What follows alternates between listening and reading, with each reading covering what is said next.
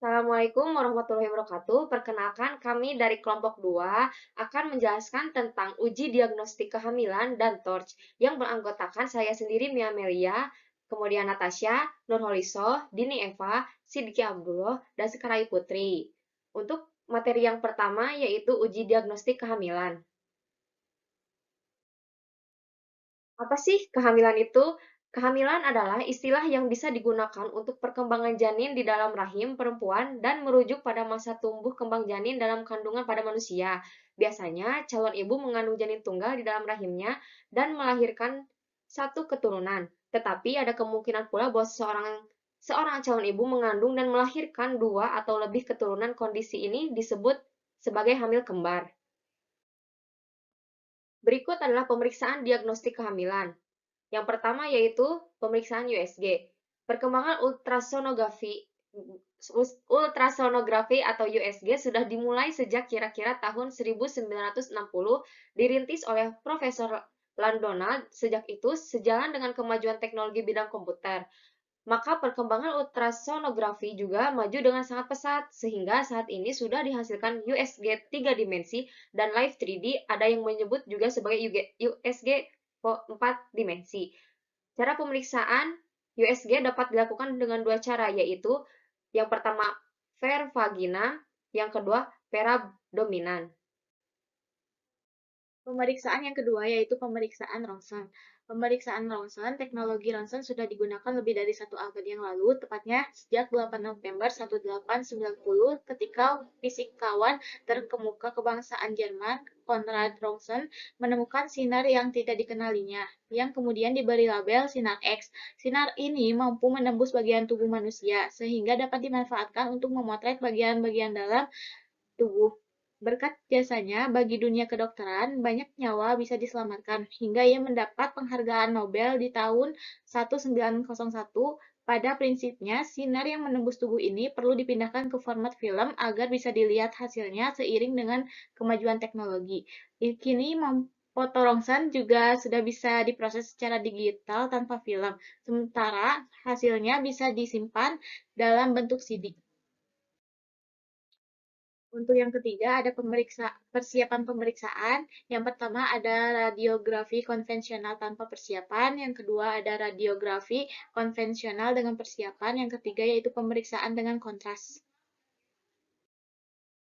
Untuk yang keempat yaitu ada kardiotokografi CTG. Secara khusus, CTG adalah suatu alat yang digunakan untuk mengukur DJJ pada saat kontraksi maupun tidak. Sedangkan secara umum, CTG merupakan suatu alat untuk mengetahui kesejahteraan janin di dalam rahim dengan merekam pola denyut jantung janin dan hubungannya dengan gerakan janin atau kontraksi rahim. Pemeriksaan kardiotokografi CTG ini sebaiknya dilakukan 2 jam setelah makan, waktu pemeriksaan selama 20 menit, selama pemeriksaan posisi ibu berbaring nyaman dan tidak menyakitkan ibu maupun bayi. Bila ditemukan kelainan, maka pemantauan dilanjutkan dan dapat segera diberikan pertolongan yang sesuai, konsultasi langsung dengan dokter kandungan. Untuk yang selanjutnya yaitu TORCH pada kehamilan. Apa itu TORCH? TORCH atau infeksi TORCH, Toxoplasma odontocystis, rubella, cytomegalovirus, and herpes simplex virus merupakan beberapa jenis infeksi yang bisa dialami oleh wanita yang akan ataupun sedang hamil. TORCH dapat menyebabkan CRS atau congenital rubella syndrome. CRS merupakan gabungan beberapa keabnormalan fisik yang berkembang pada bayi sebagai akibat infeksi virus rubella maternal yang berlanjut dalam fetus. Sel yang terinfeksi virus rubella memiliki umur yang pendek. Organ janin dan bayi yang terinfeksi memiliki jumlah sel yang lebih rendah daripada bayi yang sehat.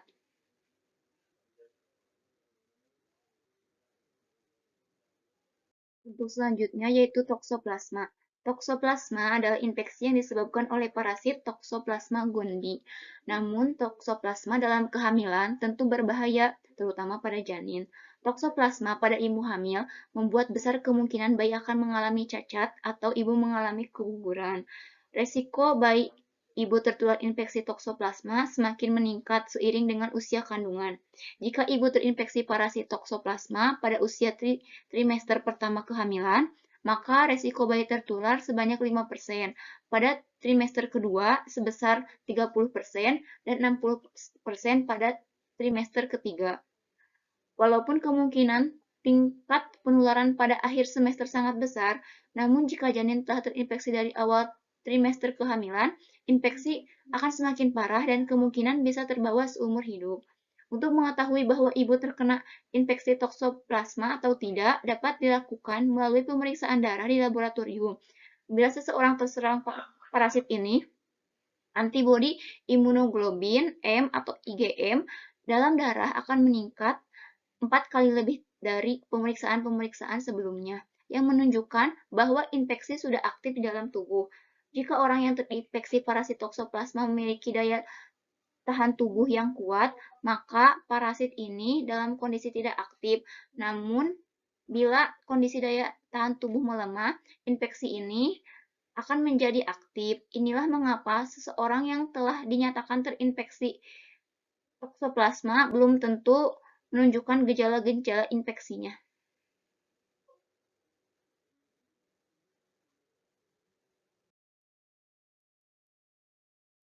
Untuk selanjutnya, hampir setengah dari penyebab infeksi toksoplasma disebabkan karena kebiasaan mengonsumsi daging mentah atau setengah matang.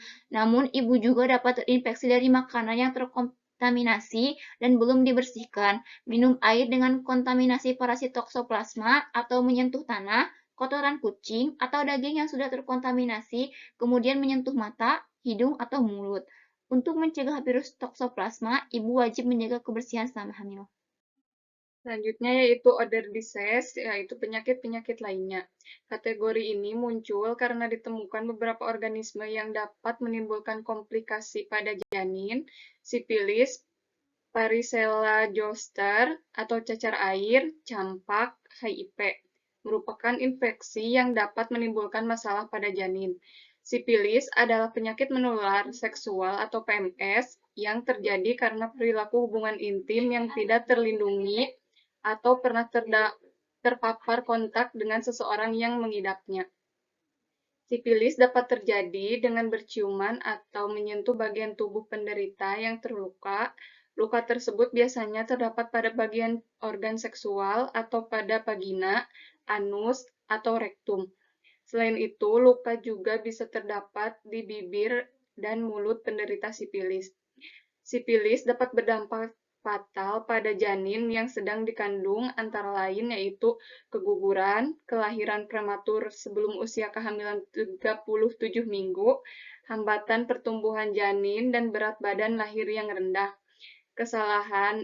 Masalah dengan plasenta dan tali pusat.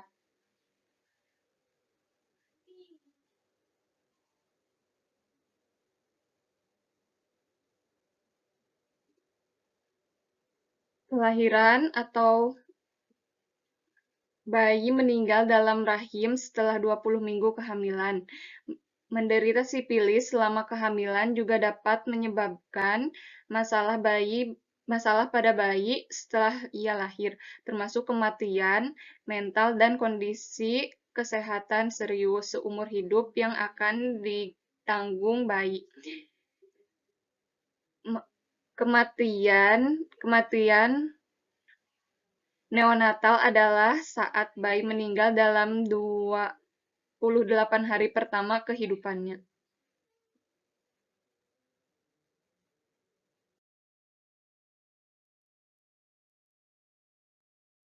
Varicella atau cacar air. Cacar air disebut juga dengan varicella, memiliki gejala-gejala berupa demam, nyeri pada tubuh, kemudian diikuti dengan timbul ruam kecil, kemerahan. Pada umumnya, gejala cacar air akan muncul 14-16 hari sejak hari pertama terpapar virus. Penderita cacar air kemudian dapat terus menularkan hingga ruam mengering. Sebagai besar, ibu hamil yang terkena cacar air dapat sembuh tanpa efek apapun. Namun, ada pula ibu hamil yang dapat mengalami komplikasi berikut beberapa resiko komplikasi yang bisa menimpa. yaitu ibu hamil. Salah satu resiko komplikasi cacar air pada ibu hamil adalah pneumonia, yaitu radang paru-paru. Selain itu, komplikasi lain yang bisa terjadi adalah ensefalitis atau radang otak, dan hepatitis, yaitu radang hati. Faktor yang dapat meningkatkan resiko komplikasi cacar air pada ibu hamil adalah kebiasaan buruk merokok, memiliki riwayat penyakit paru-paru, mengkonsumsi steroid, dan mengandung lebih dari 20 minggu. Jika bayi dalam Selanjutnya yaitu bayi di dalam kandungan. Jika infeksi virus cacar air terjadi pada pertengahan awal kehamilan, maka akan timbul resiko sindrom varicella congenital.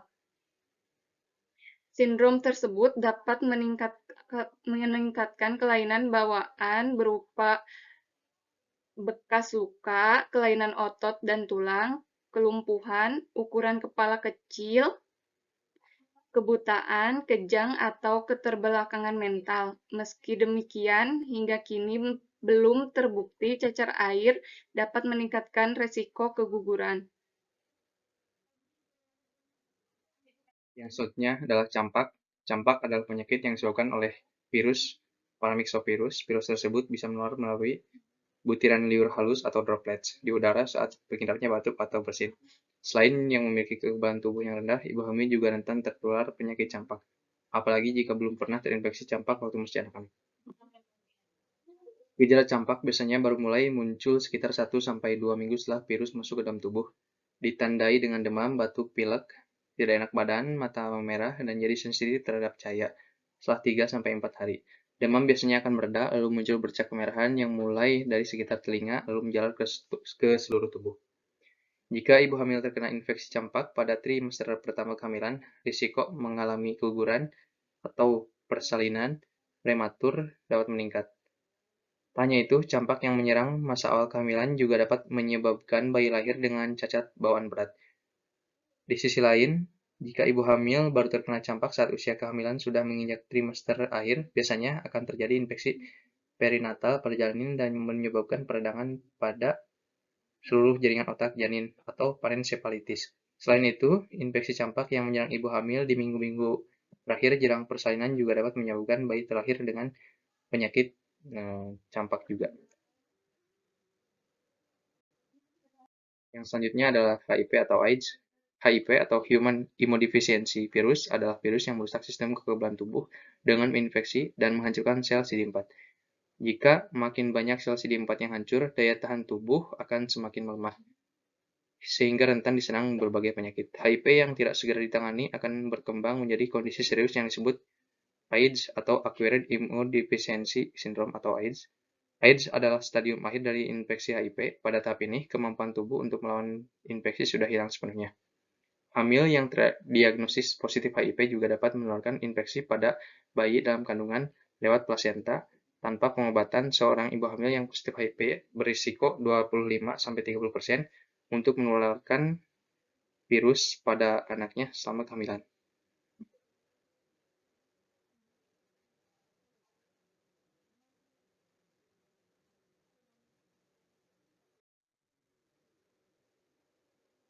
Ibu hamil bisa terserang HIV/AIDS dan ini berbahaya bagi janin dan dalam kandungannya.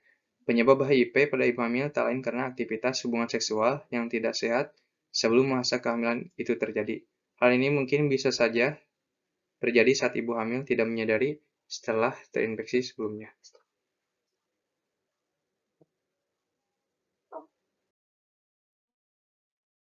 Rubella. Rubella atau campak Jerman adalah penyakit menular yang disebabkan oleh virus rubella. Virus ini dapat menular ke siapa saja, termasuk ibu hamil. Ibu hamil dapat tertular penyakit ini jika menghirup percikan air liur penderita rubella, misalnya saat mereka bersin atau batuk.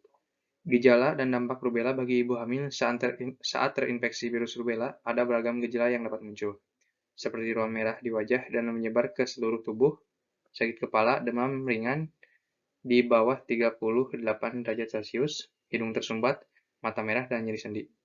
Jika tidak ditangani dengan segera, rubella bisa meningkatkan risiko terjadinya keguguran, bayi meninggal dalam kandungan, kelahiran prematur, hingga bayi lahir dengan kondisi cacat.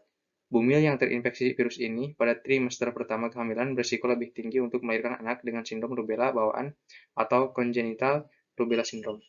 Sindrom rubella bawaan dapat menyebabkan bayi lahir dengan kondisi tuli, buta, kelainan jantung, gangguan intelektual atau retardasi mental, gangguan tiroid, kerusakan otak, gangguan tiroid, dan peradangan pada paru. Selanjutnya yaitu sitomegalovirus. Sitomegalovirus atau CMV adalah kelompok virus herpes yang dapat menginfeksi dan bertahan di tubuh manusia untuk waktu yang lama. Virus ini dapat menular melalui cairan tubuh seperti air ludah, darah, urin, air mani, dan air susu ibu. Sitomegalovirus atau CMV adalah kelompok virus herpes yang dapat menginfeksi dan bertahan di tubuh manusia untuk waktu yang lama. Virus ini dapat menular melalui cairan tubuh seperti air ludah, darah, urin, air mani, dan air susu ibu. Wanita hamil yang terinfeksi sitomegalovirus berisiko menularkan kepada bayinya. Jika infeksi tersebut baru pertama kali menjangkitinya, resiko untuk menularkan virus kepada janin jauh lebih besar pada trimester pertama kehamilan. Kebanyakan bayi yang terinfeksi CMV tampak sehat saat baru lahir. Tanda-tanda terjangkit infeksi akan mulai terasa seiringi dengan masa pertumbuhan anak. Tanda-tanda pada bayi sebagai berikut. Yang pertama, kulit dan mata menguning. Yang kedua, terdapat bercak atau ruam warna ungu di kulit. Yang ketiga, saat dilahirkan ukurannya kecil. Yang keempat, mengalami pembesaran limpa. Yang kelima, mengalami pembesaran maupun kerusakan limpa. Yang terakhir yaitu pneumonia. Herpes simplex virus. Herpes genital atau herpes simplex adalah suatu infeksi menular seksual yang disebabkan oleh virus herpes simplex atau HSV. Setelah mengidap terinfeksi, virus menetap secara dorman dalam tubuh dan dapat terjadi reaktivasi hingga beberapa kali dalam setahun. Penyakit infeksi ini juga dapat ditularkan melalui luka kecil yang tidak kelihatan. Jika ibu mengalami penyakit herpes saat menjalani kehamilan di trimester pertama, kondisi ini dapat memicu keguguran. Bahkan jika kehamilan tetap berjalan, kondisi ini meningkatkan risiko gangguan tumbuh kembang janin dalam kandungan.